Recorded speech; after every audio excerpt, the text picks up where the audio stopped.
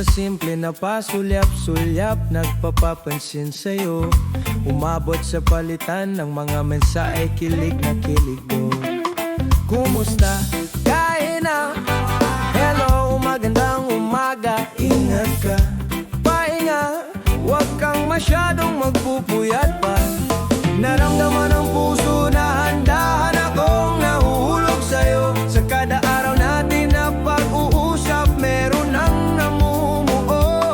Ngunit di ko na alam kung ano ang patutunguhan. Ang hiling ko lang naman na itong naramdaman.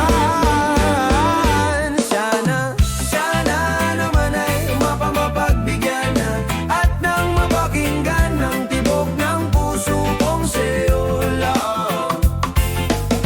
Nararamdaman ng tunay na kaligayahan. Sana naman mapagbigyan ang tibok ng puso. Ngunit biglang katahimikan, wala namang matandaan na nasabi. Baka